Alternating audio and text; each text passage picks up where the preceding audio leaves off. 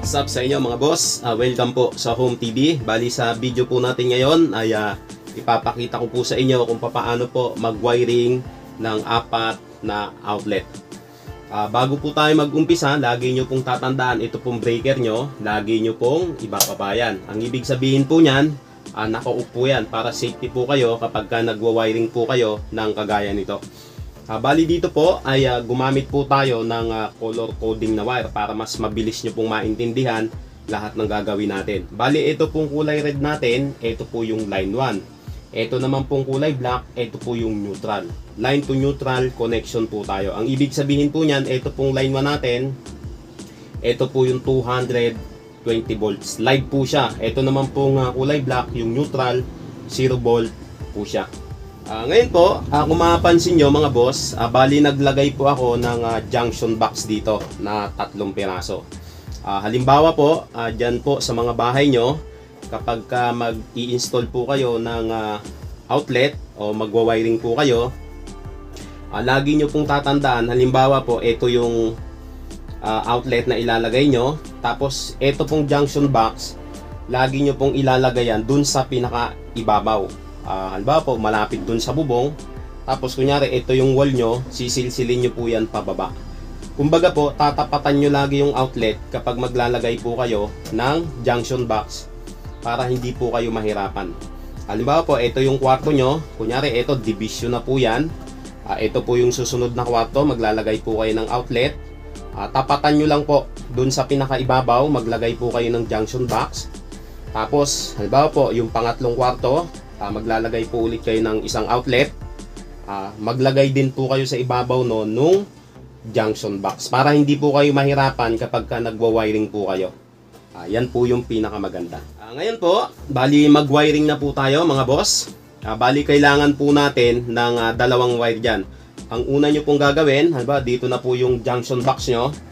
Magpapatakbo po kayo ng line 1 saka neutral dito sa pangalawang junction box nyo.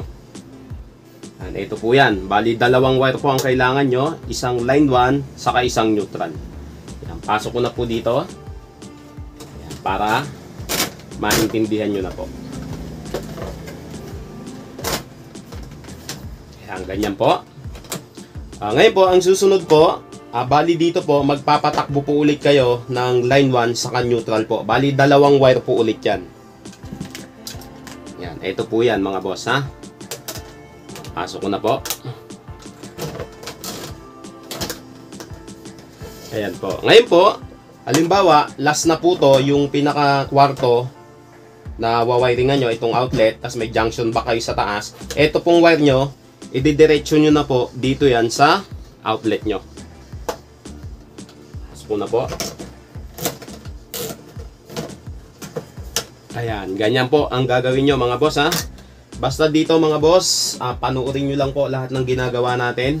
Ang gusto ko po, matuto po kayo sa pagwa-wiring sa outlet dyan sa mga bahay nyo. Para kayo na lang po yung gagawa.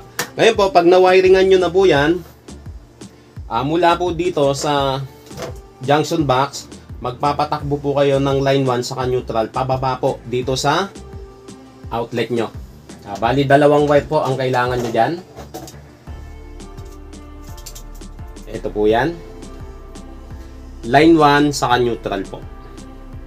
Pasok ko na po.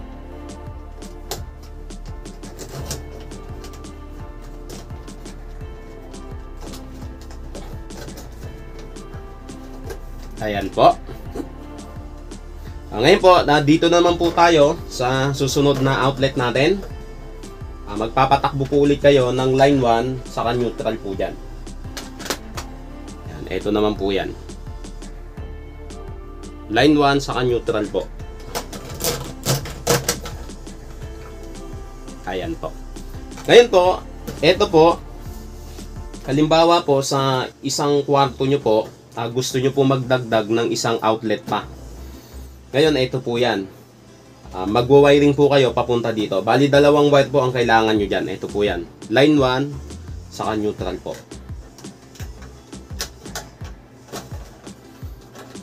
Ayan, ganyan po. Bali ganyan mga boss ha, kapag na-wiringan nyo na po yung mga outlet na gagawin nyo dyan sa mga bahay nyo. Basta yung ginawa natin nung una, sundan nyo lang po yan. Sinisigurado ko sa inyo, hindi po kayo malilito. Ngayon po, ituturo ko naman yung tamang connection po nila. Bali, ito po yung line 1 na galing dito sa breaker natin. Tapos po, yung line 1 na pinatakbo nyo po dito sa junction box, kukunin nyo po yan. Ito po yan, yung dulo nya. Tapos po, yung line 1 na pinatakbo nyo dito sa utility box natin, dito sa outlet, ito po yan, kukunin nyo po yan. Bali sila po yung pagsasamahin nyo. Bali, splice nyo po sila.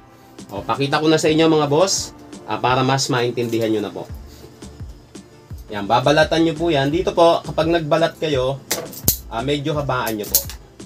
Para pag nag-slice po kayo, hindi po kayo mahirapan. Ayan, ganyan po ang gagawin nyo. Ngayon po, kapag nabalatan nyo na, ayan, ganyan po ang gagawin nyo. Pagsasama-samahin nyo po sila. Twist nyo lang po. Ayan, tapos gamitan nyo na po ng plies. Dito mga boss, make sure lang po na mahigpit po yung pagkaka-splice nyo ha. Hindi po pwede dito yung maluwang. Kasi po, may tendency pong uminit yung wire natin kapag maluwang po yung pagkaka-splice nyo. Ayan. Pag may mga sobra po yung matutuli sa dulo, putulin nyo po yan. Tapos padaanan nyo po ulit. Para pag naglagay po kayo ng electrical tape, hindi po mapuputas. Ganyan po. Pag okay na po, lagyan nyo na po ng electrical tape. Ganyan po ang gagawin nyo. Pag naglagay po kayo ng electrical tape, higpitan nyo rin po. Ayan. Tapos, baluktutin nyo lang po sa dulo. Ayan. Daanan nyo pa po ulit. Balikan nyo po. Higpitan nyo po. Ayan, okay na po. Dito mga boss, hindi ko na masyadong kinapalan ha. Kasi sample lang naman po yan. Ganyan po ang gagawin nyo. Ngayon po, ang susunod po, ito pong neutral natin na galing dito sa breaker. Tapos yung neutral na tumakbo dito sa junction box, kunin nyo po yung dulo nyan. Ayan po. Tapos yung neutral po na pinatakbo nyo dito sa outlet natin, ito po yan, kunin nyo po yan. Sila po yung pagsasamahan nyo, i-splice nyo po sila. Kung ano po yung ginawa natin dito sa line 1, ganun din po ang gagawin nyo dito sa neutral. Pakita ko na po. Balatan na po natin. Saktong balat lang mga boss ha. Medyo habaan nyo po para hindi po kayo mahirapan pag nag-slice po kayo. Ayan po. Tapos po, kung ano po yung ginawa natin sa line 1, ganun din po dito sa neutral. Ganyan po. Twist nyo lang po. Ayan. Tapos, higpitan nyo na po. Make sure lang mga boss ha, na mahigpit po yung pagkaka-splice nyo dito. Hindi po pwede yung maluwang. Yung mga sobra po sa dulo, bawasan nyo po. Tapos padaanan nyo pa po ulit. Ayan, pag okay na po, lagyan nyo na po ng electrical tape.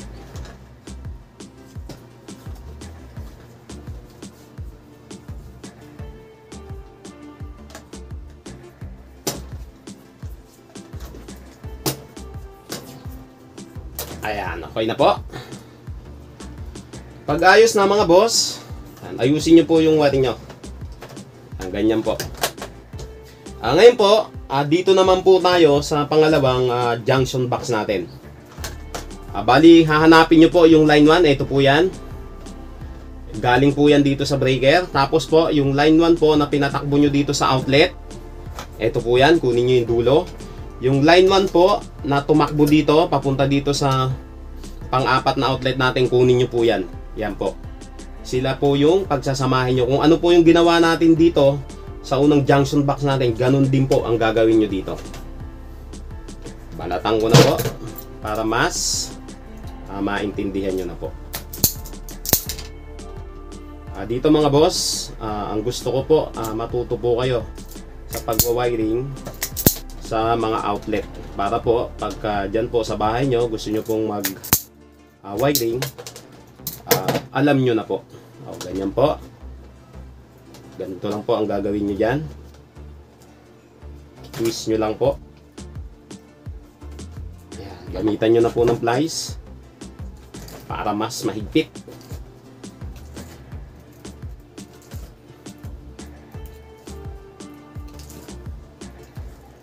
Yan, yung mga sobra sa dulo, bawasan nyo po yan.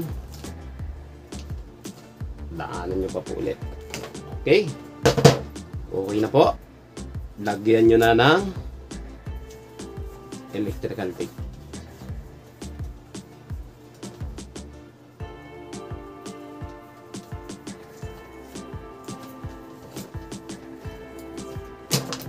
Ayan. Okay na po. Ngayon po, dito naman po tayo sa neutral. Ito po yung neutral natin, nagaling dito yan sa breaker. Kunin nyo po yung dulo. Yung neutral po na bumaba dito sa outlet natin, ito po yan. Yung neutral po na tumakbo dito sa pang-apat natin na outlet, kunin nyo po yan. Yan, sila po yung pagsasamahin nyo. I-splice nyo po sila. Kung ano po yung ginawa nyo dito sa line 1, ganun din po ang gagawin nyo dito sa neutral. Balatan na po natin para mas maintindihan nyo na po.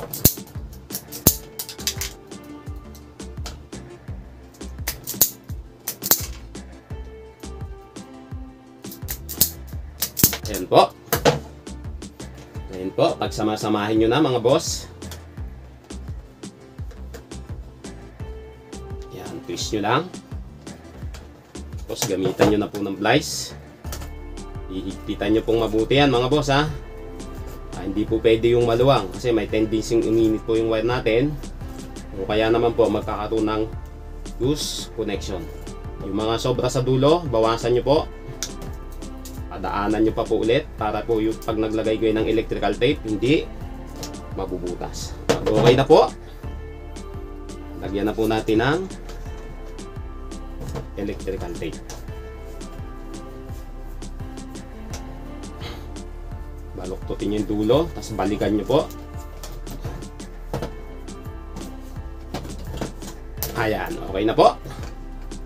Ayan, bali ganyan ang setup niya mga boss ha. Kapag napagsama-sama nyo na po yung line 1 saka yung neutral, ganun din po dito. Ayan, ayusin nyo po yung wire nyo. Ayan, ganyan po. Ngayon po, dito naman po tayo sa unang outlet natin. Ngayon dito mga boss, halimbawa po sa isang kwarto nyo, diba, ito po yung unang outlet nyo. Ngayon, kulang po. Gusto nyo pang magdagdag, ganito po yung gagawin nyo. Ito po yung outlet nyo na una, magsilsil lang po kayo. Yan, tapos lagay nyo po dito. Para hindi po kayo mahirapan. Kasi kung manggagaling po sa ibabaw, magsisilsil po kayo ulit. O kaya ito, gaganon nyo. Medyo mahirap po. Pag dito, mas madali na po yan kasi konti lang po yung sisilsilin nyo. Tapos dito na po kayo mag-i-splice. Ngayon po, pakita ko na sa inyo. Unahin po natin yung line 1. Ito po yan. Balatan ko na po. Ayan po. Ngayon po, itong line 1 na bumaba dito mga boss, ito po yan. Ito pong line 1 na pinatakbo nyo dito sa pangalawang outlet, dyan nyo po itatap yan. Ayan, ganyan po ang gagawin nyo. Magwa-wise splice po kayo mga boss ha. Ayan, pakita ko na sa inyo mga boss. Ayan, ganyan po ang gagawin nyo ha.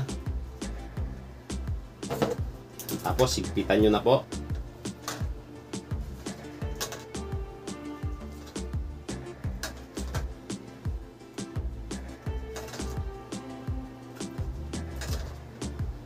Ayan.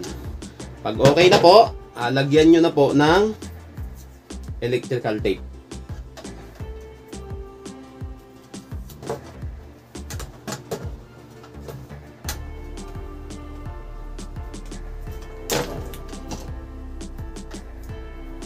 Ayan po, okay na. Ayan, bali ganyan mga boss ha.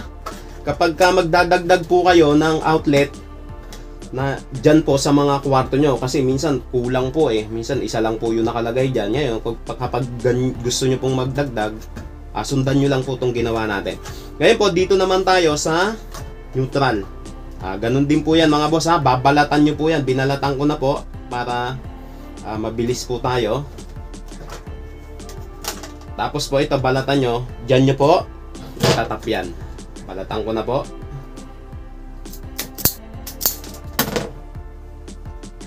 Ganyan po.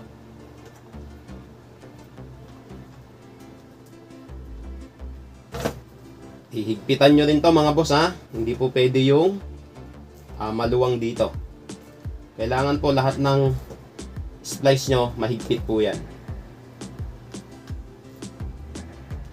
Ayan, okay na po. Lagyan na po natin ng electrical tape.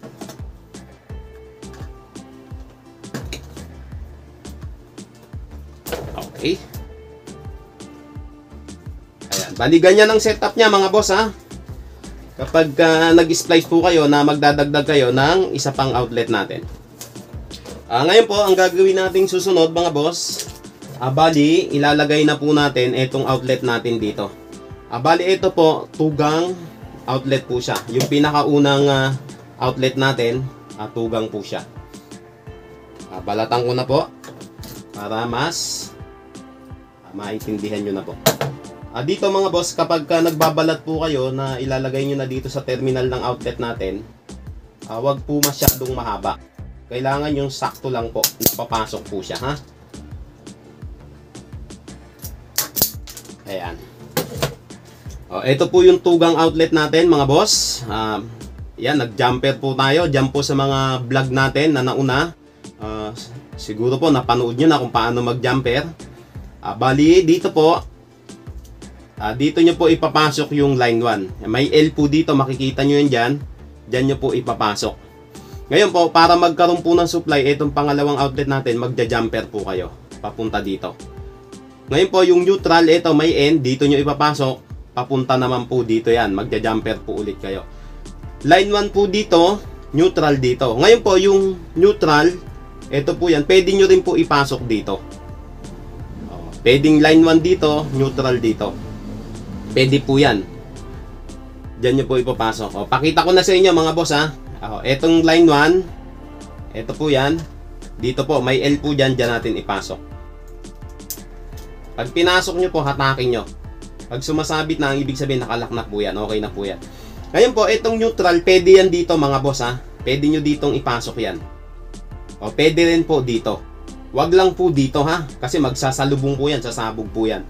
Pwedeng dito, pwede pong dito yung neutral. Dito ko na po ilagay para mas makita nyo na po. Ayan. Pero pwede rin po yan dito. Dito na lang po. Hatak. Okay na po. Ayan. Bali ganyan po ang setup niya mga boss ha. Kapag nailagay nyo na po yung outlet dito sa, yung wire natin dito sa outlet. Ngayon po, dito naman po tayo sa isang outlet natin. Bali, ito po yan mga boss. 1 gang outlet. Kunyari, nagdagdag po kayo ng isang outlet sa kwarto nyo. Ito po yan. Balatan na po natin. Sakto lang po yung haba. Ayan. Ayan, ito po yan. Kung mapapansin nyo po, yung butas po nyan, merong isang malaki, isang maliit. Opo. Ito pong line 1, dito nyo po isentro sa pinakamaliit na butas. Dito mga boss ha. Ayan. Ngayon po, itong neutral, dito nyo naman po ilagay.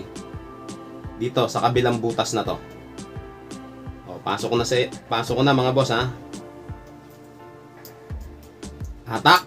Okay na po. Ayan po mga boss ha. Kapag ka 1 gang outlet po, dito nyo po ipapasok yung line 1, yung neutral, dito po sa kabila. Okay na po. Ganyan po ang setup niya mga boss ha. Dito naman po tayo sa pangatlong outlet natin. Ito po yan. Bali, 1 gang outlet po ulit. Balatan na po natin. Sakto lang po yung pagbabalat niya mga boss ha. Huwag masyadong mahaba.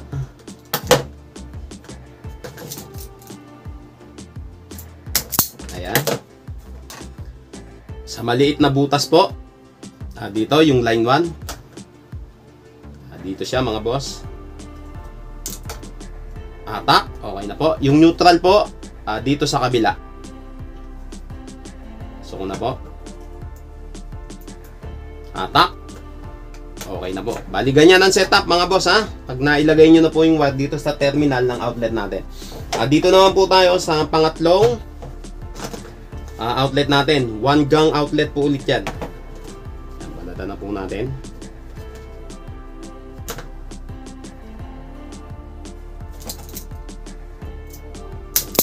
Sakto lang po. Huwag masyadong mahaba. Ito po. Ayan. Dito po yung line 1. Hatak. Okay na po. Yung neutral sa kabila po. Hatak. Okay na po. Bali, ganyan ang setup niya mga boss ha. Kapag nailagay nyo na po yung wire dito sa terminal ng mga outlet natin. Basta panoorin nyo lang po lahat ng ginagawa natin. Sinisigurado ko po hindi kayo magsisisi dyan. Kapag meron po kayong hindi naintindihan, i-comment nyo lang po. Sasagutin po natin lahat yan. Ngayon po, bali ilagay na po natin itong outlet natin dito sa utility box. Iayos nyo po yung wire nyo ha. Para hindi po lumalaban yung wire natin. Ganyan po.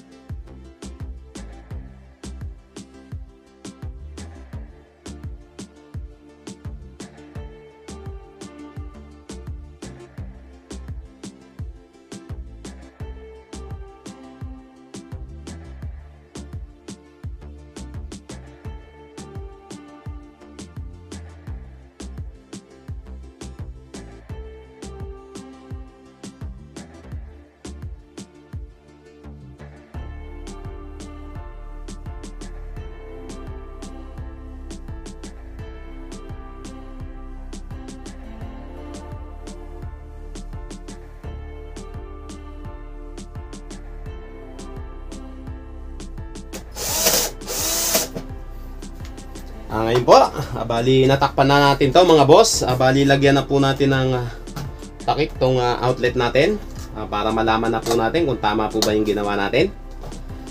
Ayan po.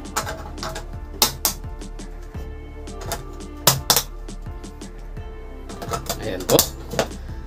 Siya nga pala mga boss, bali dito po gumamit po tayo ng 20 ampere na breaker. Tapos po yung wire niya number 12 po. Ngayon po, kapag tugang outlet po ang ilalagay nyo dyan sa mga bahay nyo, sa 20 ampere po, bali 10 pieces lang po na tugang outlet. Hindi na po kayo lalagpas doon.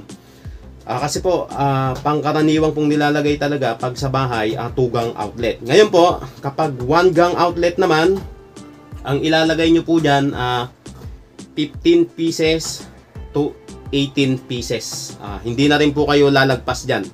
Basta yun lang po yung capacity ng 20 ampere. Hanggang 20 po sa 1 gang outlet, kaya pa po yan.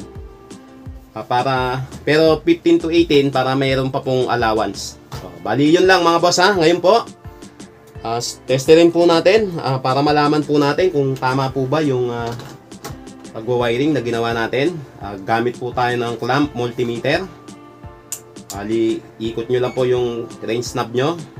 Ilagay nyo lang po dito sa continuity. Tapos po, pindutin nyo po itong select.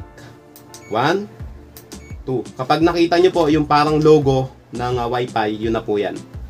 Ngayon po, ayan po. Kung maririnig nyo po, shorted po siya. Ngayon po, tapat po natin to sa line 1. Ito naman sa neutral. Hindi po siya tumunog. Ang ibig sabihin po niyan, tama po yung pagka-wiring natin dito sa mga outlet natin. Ngayon po mga boss, bali i-on na po natin yung breaker natin para malaman na po natin kung tama po ba yung ginawa natin. Ayan po. Ngayon po, para malaman po natin to, saksakan po natin ng ilaw. Gumana po siya mga boss. Yung pangalawang butas, gumana rin po. Ngayon po, yung dinagdag nyo po na outlet, halimbawa dyan sa kwarto nyo, gumana rin po siya. Ito po yung sa kabilang kwarto mga boss ha. O yan, saksakan po natin. Gumana rin po siya. Tapos po sa pangatlong kwarto nyo mga boss ha, kunyari, tatlo yung kwarto nyo. O, gumana rin po siya. Bali, ganyan lang mga boss ha. Kapag ka magwa-wiring po kayo ng mga outlet dyan sa bahay nyo. Basta sundan nyo lang po lahat ng ginawa natin. Sinisigurado ko po, hindi po kayo magsisisi dyan. Ngayon po, pag meron po kayong hindi naintindihan, i-comment nyo lang po. Sasagutin po natin lahat yan. Ngayon po, nagpapasalamat po ako sa mga solid na subscriber natin dito sa Home TV. Thank you so much po sa inyong lahat. Hanggang dito na lang mga boss. Sana po ay nagustuhan nyo yung bagong video natin. At kung nagustuhan nyo po, huwag nyo pong kalimutang i-like and i-subscribe nyo na rin po para updated po kayo sa lahat ng video na i-upload ko. Maraming salamat mga boss.